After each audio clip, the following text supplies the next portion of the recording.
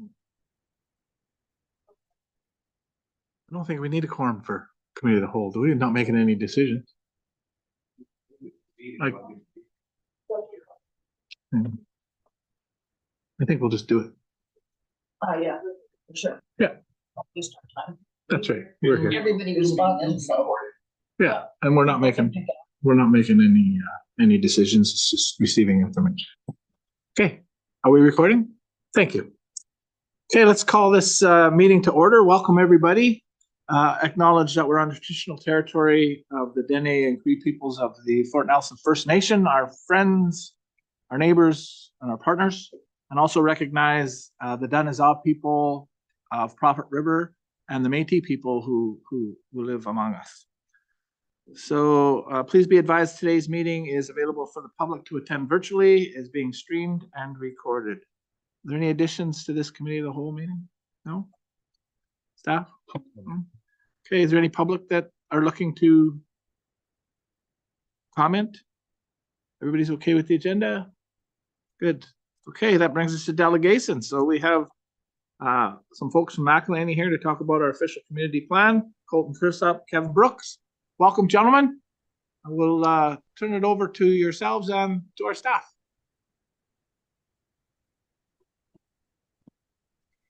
So, good afternoon, Mayor and Council. As we are in the initial stage of this project, we thought of conducting this education session so that we all are aware of and have an understanding of the realm of this project, as well as we are aware of the expectations out of this project. So now I will just turn it over to McElhaney team to introduce themselves and continue with the presentation. Thank you. Great. Gentlemen, Thank please. you very much. Thank you. It's a pleasure to be here. Just getting my screen sharing. Can you see the slide? Yes. Okay, great. And it sounds like you can hear me. So good afternoon, Mayor, Council, and Administration. My name is Colton Kersop. I'm a senior planner at McElhaney, and I am joined by Kevin Brooks, also a senior planner at McElhaney. We'll be presenting to you today about official community plans broadly and how we will be collaborating with you and your community on an update of your OCP. So today's presentation will cover your OCP consulting team, our approach, the purpose of an OCP, some of the issues of importance, some of the benefits around why update the OCP. We'll touch on the current OCP, the engagement approach to the update, some of the implications of recent legislative changes that have been proposed by the province, and cover next steps in the project.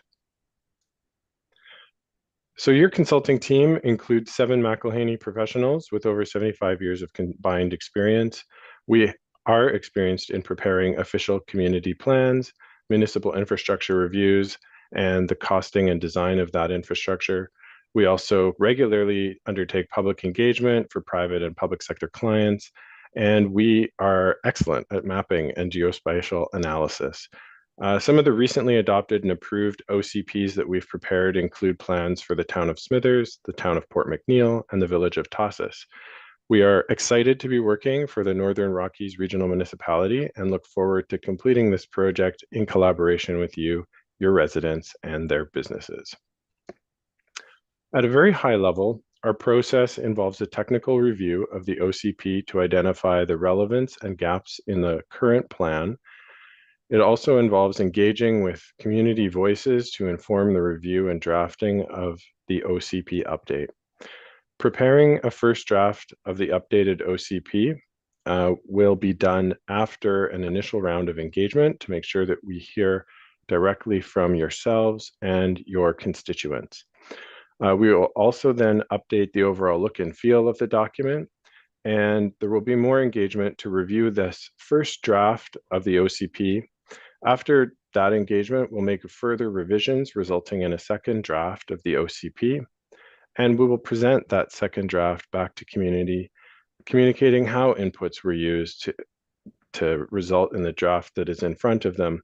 And we will be checking back with yourselves, that is Northern Rockies Regional Municipality Council and community, to confirm that we got it right and accommodate any late-breaking changes that might be required before bringing the final draft to council for adoption. So the purpose of an official community plan is something that can at times get lost in the process.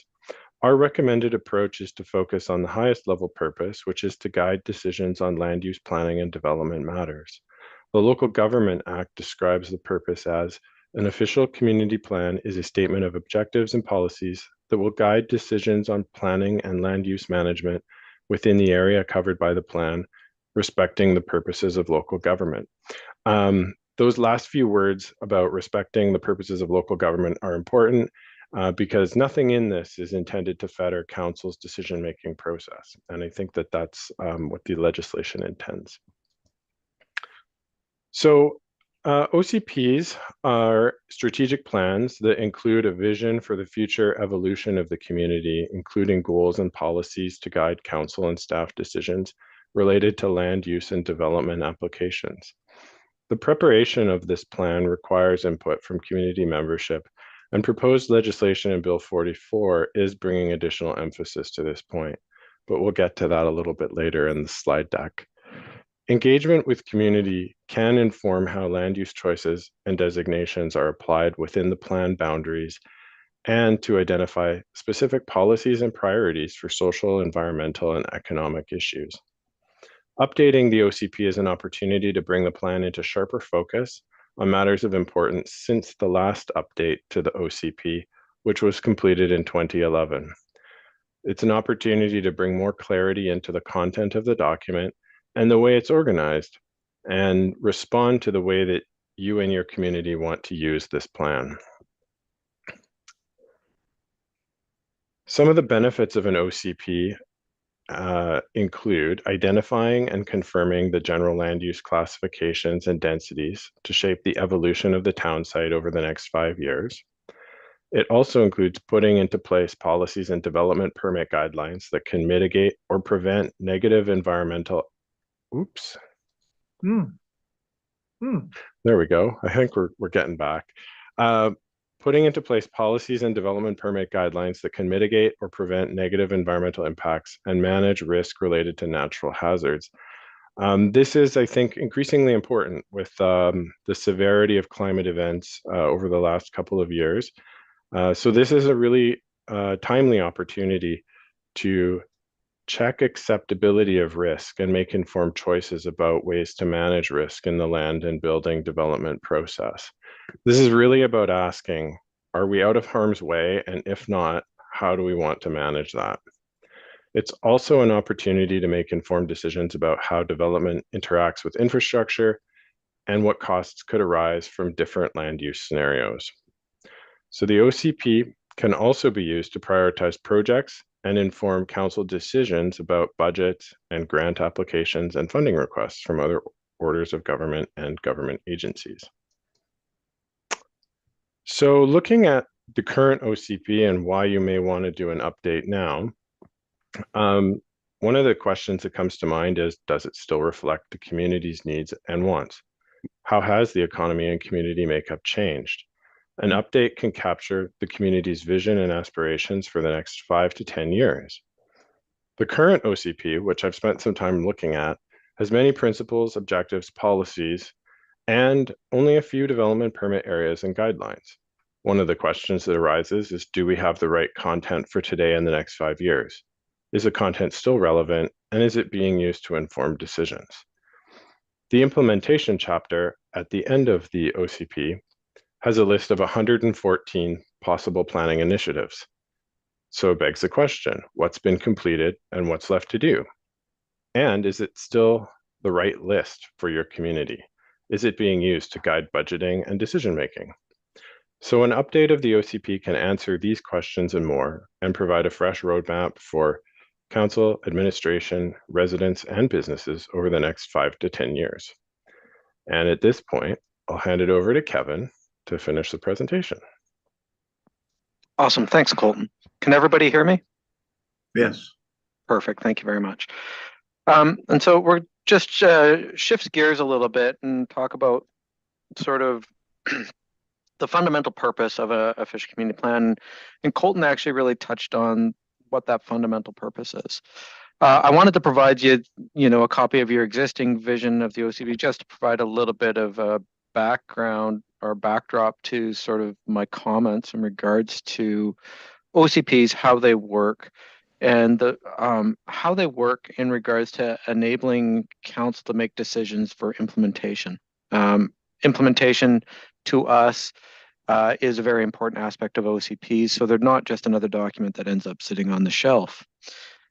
So when we talk, I'm not going to read through the vision statement. You guys can read it and probably know it better than myself anyway. But the reality is the OCP provides that decision-making framework and has multiple levels. And so your vision's at aspirational level is, this is generally where we want to go in the future. And it's that high-level idea to provide some overall context around decision-making. Next slide, please, Colton. When we actually start moving down through an OCP, then you have this idea of your principles. And this is the existing principles: cultural, social, environmental, and economic. I actually added in this diagram from community well-being because I've done a lot of research over the last 20 years in regards to different frameworks or lenses in which you can look at communities, specifically when you're doing planning processes of this nature. And the existing framework you use is actually the framework of community well-being. And it provides that ability to go out to the community and have open and conversations around key aspects of the community. Your principles really provide that bookend, right, for your policies and allow you to really focus on policies that meet key aspects of your community. And so one of the things that we will be discussing throughout this process is what are the guiding principles that we want to be using? Are these ones still valid?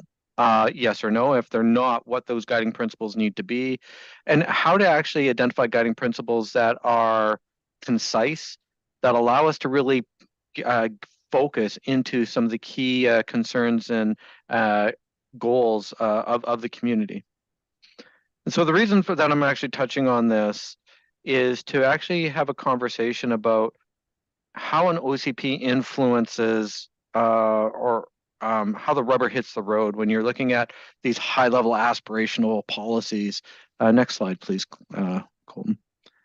And when we actually look at an efficient community plan, how an efficient community plan fundamentally is supposed to work for communities, it provides those objectives and policies at high-level aspects, but really it's about the land use designations. And one of the key aspects of any OCP, the reality is about land use and land use decisions and how you make those decisions around land use within your community. It provides that overall context and framework to allow council to make decisions and some backing for those decisions that council does make. I do want to reiterate one thing that Colton did mention in one of the conversations I think we'll need to have throughout this process is that policy and policy framework within a fish community plan does not fetter council's decision-making authority and the actual needs of council to be able to balance this policy framework and vision that comes out of your fish community plan document and the actual fundamental needs of the community at the time of a decision. So I want to make that clarity. And if council has any questions, we can actually discuss that a little bit more. Next slide, please, Colton. So I'm going to shift gears slightly again and really talk about what we're actually required to do, because we actually have some legal requirements through the Local Government Act of what your OCP has to do to be able to get approved by council. And like I said, official community plans are fundamentally land use documents based on the required content. So what are we talking when we talk about land use? Where are you going to put residential development for the next 5 years is a key aspect that we have to make comment on and have to identify areas for 5 years. We're going to actually touch base on this one a little bit later because of the provincial legislative changes in Bill 44, but this is what's actually in the local government at this time. The next one is the location and amount for the other types of land uses that you have in your community: commercial, industrial, agricultural, residential, recreational, public use, where those are going to go, and ensuring that you have enough land to allow those to occur for the next 5 years. One of the other ones is resources, predominantly mining. We have to identify where mines can occur within your community. It's a requirement of local government. Colton mentioned this one a little bit, is we need to identify those areas that may have hazardous issues, hazardous conditions issues, environmentally sensitive, and outline restrictions on those lands specifically. And again, a lot of it has to do with environmental protection and health and safety. Location and phasing, and I'm just going to clump everything together. It's infrastructure. We need to contemplate the infrastructure for the next 5 years. Where is it located? Are there issues, where those issues may lie, and identify those and some policy around how council and the community envisions dealing with those. Public facilities, housing, which I'm going to go into more when we talk about Bill 44. And the one that tends to be a little bit of an outlier is greenhouse gas reduction targets, which we're actually legally required to have those statements in your official community plan for targets for the overall community. Next slide, please. And again, I will reiterate this throughout the entire process as we're going through this process. The fundamental purpose of an OCP is land use planning. Where things go, why they go in those locations, and providing the projections and the land available for land uses within your community. All of that said, there are things that we're also allowed to include. We don't have to include these, but we're allowed to include these. And these are typically the aspects of an official community plan that your community will focus on more so than your land use planning components. Specifically around your social needs, again, and that can be anything from cultural aspects of your OCP and other aspects of social planning and things of that nature. And also sort of the preservation and protection of natural environment. Those are two of the optional content ones that we often see as a key focus from the community and often take up a lot of the conversations when we're speaking to community members. I do suspect as part of our processes, we're going to hear a lot about housing because that is fundamentally an issue everywhere in North America right now. And then the reality, the other, excuse me, the other optional items really are implementation tools. Your development permits and your development permit areas, temporary use permit and that, development approval information, and again, your heritage and conservation. And those are sort of tools of implementation to achieve certain goals and visions that you have that come out of the various conversations we have. Next slide, please, Colton. So again, I always come back to this because when we're talking about an OCP, again, we're talking about policies. These are not regulatory. These are not black and white. These are things to give you bookends in which you make decisions for your community moving forward. And I want to reiterate that. And again, it's one of those things as we move through this process and work with you and your team that we'll have this conversation ongoing. With that, before I jump into the community engagement, are there any questions that anyone may have on all that information I just threw at you? Anybody? I don't see any.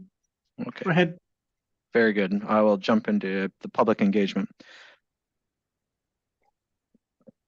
With regards to public engagement, we are required legally under the Local Government Act to consult whenever we do OCP or OCP amendments. So it's a requirement, but it's also really good practice. If we're going to create a community document, a vision for the community and a framework for decision making, we need to ensure that we provide people the opportunity to have conversations around where the community is now and where they want the community to go. And so with that, our intent is to run a really quite robust engagement process, working with yourselves and working with the staff to identify key tools that make sense to provide an opportunity for meaningful consultation. And so next slide, please.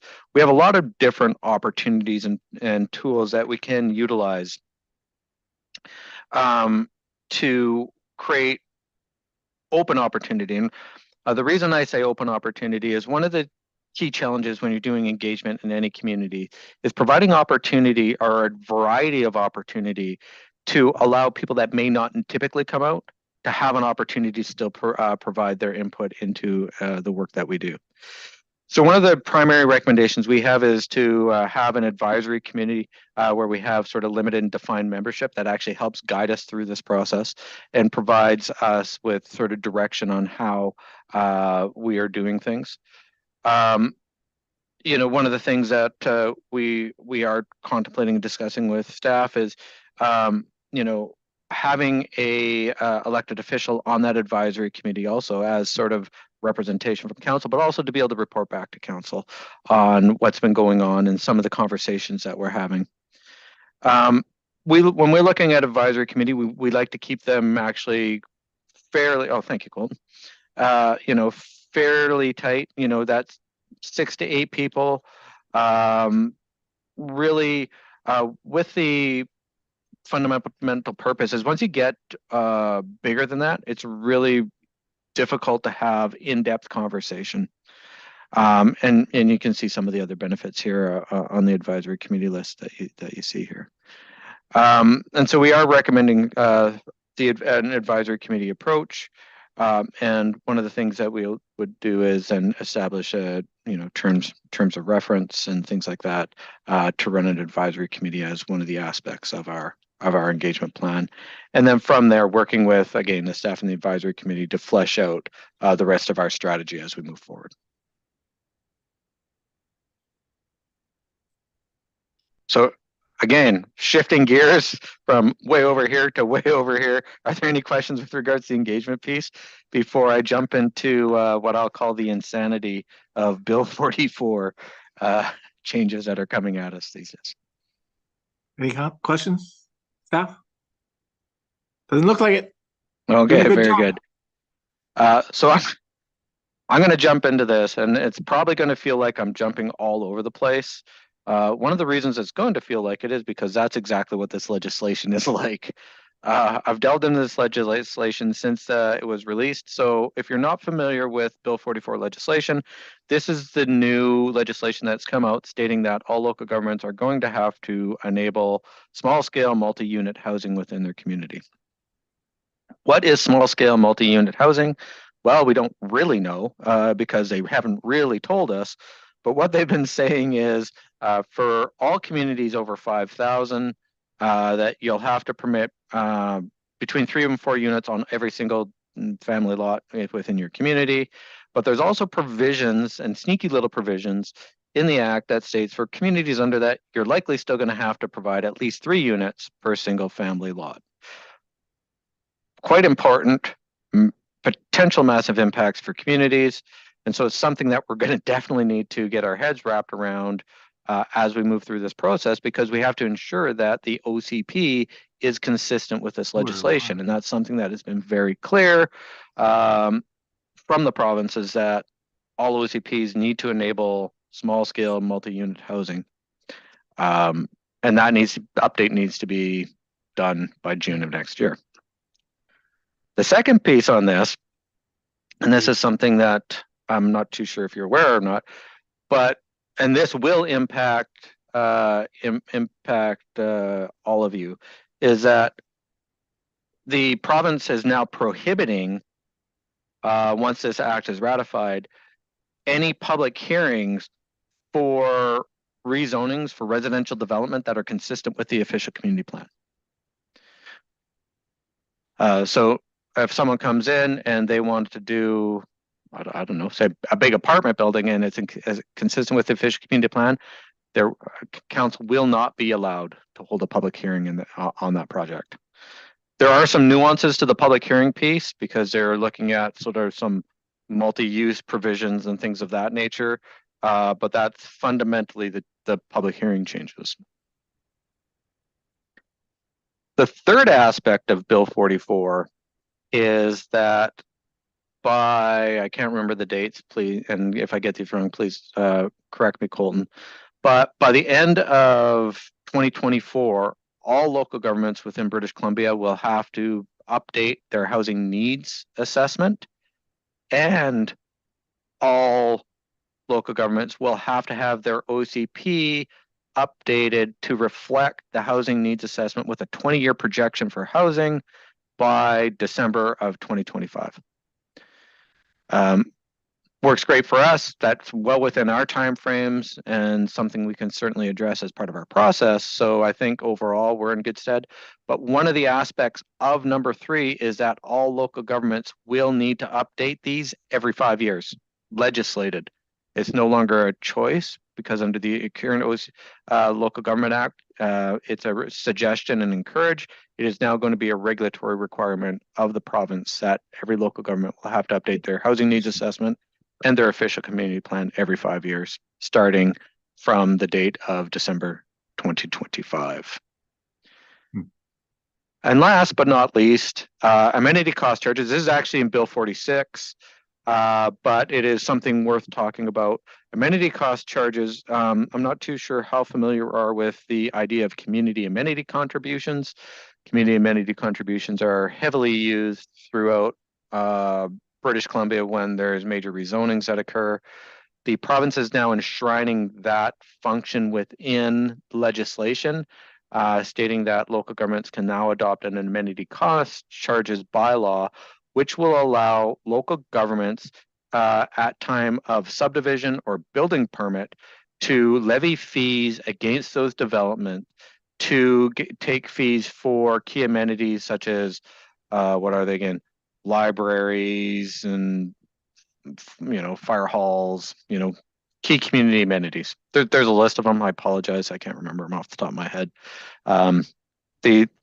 There are 4 major pieces of legislation that come out, and they're all kind of getting muddied in my head. And these 2 are the ones that are going to impact communities such as yourself likely the most. Yeah, the other thing that they can also levy cost charges for now is transportation infrastructure upgrades that connect directly to a provincial highway. Thank you. So as you can imagine, big changes. Timing wise for our project is ideal because we are going to be able to deal with a lot of these elements as part of our process and have conversation with the community as part of our process. So timing's good for us. When we talk to timelines, project startup and technical review, we're underway now with the project startup technical review. We'll be doing this over the next sort of 6 to 8 weeks or for the rest of 2023. It's hard for me to believe that it's almost 2024 upon us, but it certainly is. Once we hit 2024, we'll be then getting into the community engagement to really understand really what the community wants, and then providing a summary to council and the community of the ideas and thoughts that we've been able to hear from the community themselves. With Q2 of next year is really having that first draft, and then heading back out there to see if we got things right.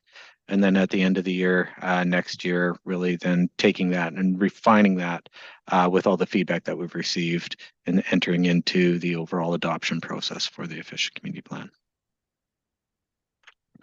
Our next steps is we're coming to see all of you in person next week. We're very much looking forward to it. It's been about 1.5 years since I've been up in Fort Nelson. So I'm looking getting back up there. And we're going to have some sessions with staff, again, to have some really key conversations so we truly understand what works, what doesn't work with regards to the OCP. And we're going to also have that session with council. We really want to have that, have a really fulsome conversation of, how does the OCP work for you now? Is it working for you now? And what those key aspects of it that you like or don't like at this time. With that, then we're going to be going into the community, having a tour and actually starting to talk to people, key interested parties in the community to really understand what some of the key challenges, issues, opportunities look like. And from that, we're going to then really pin down what our engagement plan is going to look like so we can present that back to staff and council so we can hit the ground running in the new year, really getting the community involved in this project. With that, that's all I have, and I'm happy, or we're happy to have any questions, comments, anything of that nature. We're here to listen. Okay, thank you, Kevin. Thank you, Colton, for that presentation. It was a good overall view. I'm I'm looking forward to moving forward with this. I've been involved with two before, one with Peace River Regional District and the rural area around the fringe area around Fort St. John, and then the one that we did in Taylor when I was there. So I'm Nice. looking forward to this process and looking forward to what you come up with for an engagement plan for sure. Any other comments or questions? I don't have any questions for you guys. It was fairly basic and you know, it'll be interesting to see. It'll be interesting to see you know, how this new legislation works its way out. You know, they say that it's voluntary. We were wondering if they're gonna give us any kind of funding to do this every 5 years, you know, because this is in the tune of 100,000, and I suspect it's not going to get any cheaper in, you know, in the next 5, 10, 15 years if you have to do it every 5 years. So maybe that's just Pollyanna thinking that they might give us some money, but if they're going to require it, maybe we can ask, you know. So Through the chair, if I may, on that one, what I suspect we're going to now see with regards to fish community plans, if we're updating them every 5 years, is that they're not going to be huge fulsome processes like we are on this one. I can foresee that what we'll be doing is light touches through the 5 years, identify key housekeeping amendments, and then at that 5 years doing housekeeping upgrades. So, you know, if we do our job right on this end of things and work with your staff and identify an implementation plan, one of those aspects really should be key tracking for housekeeping amendments, so that in 5 years' time, when you're required to redo it, isn't going to cost you $100,000. It should be a lighter touch. I did have one question. Go I ahead. was just gonna add, I'm not sure how it's gonna roll out, but the province's press release did mention having $51 million available to help communities update some of these planning documents. So there may be a process, at least, for accessing some of that funding. Good. While you were going through and you were talking about the advisory committee, I had a question in my mind about whether that was a staff-driven committee, or I recognize that you said 2 members from council. Is that advisory committee made up of members of the public or the council and the staff? Great question. You want me to tackle that one, Colton? Yeah. So the intent is that that be made up of members of the public and key interested parties. The idea of an advisory committee is you want a cross-section of your community to sit on that to help provide and identify what those key challenges and issues are, and also a sounding board for us when we come up with an idea or an approach that we can actually bounce it off the advisory committee to get an idea if it's hitting the mark before we take it out to the community. And so they're supposed to be members of the public with ideally some representation from council on that also. And are you looking for a particular profession, or you know, I'm just thinking in terms of who might be available and what what sort of education and or experience the member of the public brings to make it work the best. There wouldn't be any fundamental educational or experience requirements. What we need is members of the community that are committed to the community, that understand the community. So some of the most effective advisory committees that I've been on have been stay-at-home moms and architects and representation from Indigenous community, and all on one committee, because we want a cross representation of your community. Good. I don't have any more questions. Staff? Come on, you guys are the experts in this. Doesn't look to be. We're quite interested too to see where the I'll say the province's directions going with the new legislation. It's quite interesting, I'll say. Yeah. We've got empty lots. We don't need to put 3 and 4 houses on single family lots. I mean, I'll stretch. It seems to be a bit of overreach, to be honest with you. Yeah. And removes the local government's ability to engage appropriately with the community in terms of what the community's desires are. Yeah. In all honesty, so it's quite. Again, I'll just use the word interesting to not overstep my boundaries. Yeah. Never mind whether or not your sewer and water and infrastructure needs are even parking is even close to being. I can only imagine having subdivisions developed to deal with single family lots Yeah. and maybe the odd duplex and whatnot that's designed for that from a roads, parking, infrastructure, water, sewer, and all of a sudden a developer can literally come in and say, we're gonna build these small, 6plexes, whatnot, all through here. There's no public hearing required, whatever that might be. Yeah, yeah. And the unintended consequences could be significant. Right. So I don't know how far they've thought ahead regarding that, but I guess as a community, we're fortunate where we are. Yeah. But I know City of Port St. John has some significant concerns, and I believe they've challenged some of Yeah. that. So Yeah. Good. Yeah. Okay, gentlemen, thank you very much for your time. I think we're finished. Look forward to seeing you. I'll have to make sure my calendar is clear for the 27th and 28th. We're getting into prime trapping season, so. Awesome. All All right. right, well, we look forward to meeting you all and being in your community soon. Okay, thank you very much.